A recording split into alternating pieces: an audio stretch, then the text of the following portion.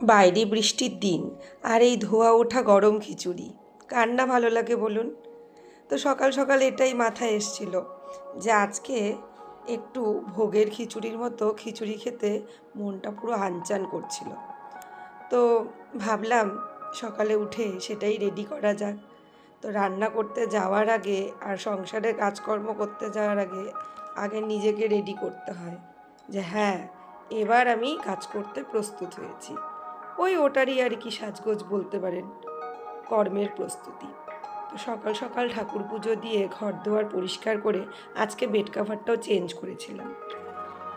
বৃষ্টির দিনে না বেশি দিন বেড কাভার ইউজ করা যায় না, একটা কেমন গন্ধ স্মেল হয়ে যায়, ঘরের মধ্যেও একটা ভাবসা গন্ধ হয়।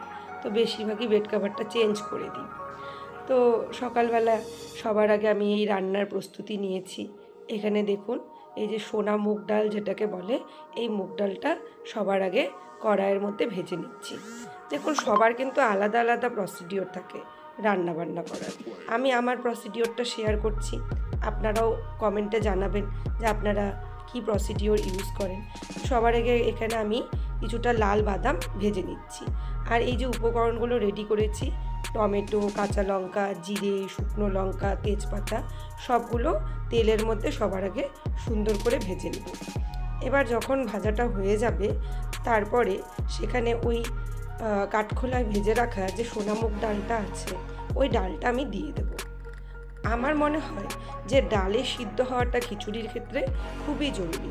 অনেককেই আমি দেখেছি ফেসবুকেও যে চাল ডাল একসাথে ভেজে নিয়ে খিচুড়ি করে, কিন্তু আমার বাড়িতে আমার মা, দিদুন ওদেরকে যখন দেখতাম খিচুড়ি রান্না করতে, তখন ভোগের খিচুড়ি কিন্তু ওরা আগে ডালটা ভেজে নিয়ে, ডালটা যখন পুরো সিদ্ধ হয়ে একটু ফাটফাট হয়ে যায় না, যখন ফাটল ধরে, ওই সময়টাতে কিন্তু চালটা মিশিয়ে দিত। তো ডালটা এখন ফুটতে শুরু করেছে, এই সময়ের মধ্যেই আমি আমার লাবড়ার সবজিগুলো কেটে রেডি করে নিচ্ছি। অনেকেই আমাকে প্রশ্ন করেছে যে আমি এত রকমের রান্নার সময় ম্যানেজমেন্টটা কী করে করি। তার ওটাই তোমাদের সাথে শেয়ার করছি যে কি করে আমি টাইম ম্যানেজমেন্ট করি। যখন একটা রান্না আমি বসিয়ে দিই, ওটা ফুটতে থাকে, ওই টাইমটাতে আমি চেষ্টা করি বসে না থেকে অন্য সবজিগুলো কেটে বেটে রেডি করে নেওয়ার। তো দেখো, কথা যেরকম, আমার সবজি কাটতে কাটতে আমার ডালটা কিন্তু পুরো সিদ্ধ হয়ে এসেছে। আর এখন এই ডালটার মধ্যে আরও একটু ভালো করে মেশানোর জন্য আমি একটু ডালে কাঁটা দিয়ে নিচ্ছি, যাতে ডালটা ভালো করে মিশে যায়। এখন আমার ধুয়ে রাখা গোবিন্দভোগ চালটা আমি এখানে অ্যাড করে দেব। চাল ফুটতে বেশি কিন্তু সময় লাগে না, কিন্তু ডালটা ফুটতে কিন্তু অনেকটা সময় লাগে।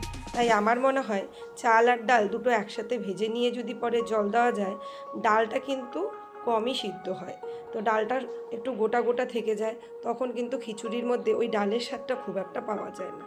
তো এখানে আমি আর এক কড়াইয়ের মধ্যে লঙ্কা, টমেটো, জিরে এগুলো ফোড়ন দিয়ে আমি অন্য সবজিগুলো দিয়ে দিলাম।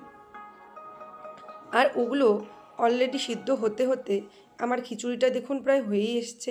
এখানে আমি বাদাম, কিছুটা কাজু, কিশমিশ এই সব কিছু অ্যাড করে দিলাম। আর খিচুড়ি নামানোর আগে যেটা সবচেয়ে জরুরি, সেটা হলো ঘি আর গরম মশলা। ভোগের খিচুড়ি মানে কিন্তু ঘি গরম মশলা ছাড়া তার টেস্টই উঠবে না। তো এটা দিলে সুন্দর ঘরটা গোবিন্দভোগ চাল, আমাদের ঘি আর গরম মশলার গন্ধে যেন মলমল করছে। তো এইখানে আমার ভোগের খিচুড়ি রেডি হয়ে গেল, কিন্তু এটা ভোগের ছিল না, সেদিন এটা ঘরোয়াই ছিল।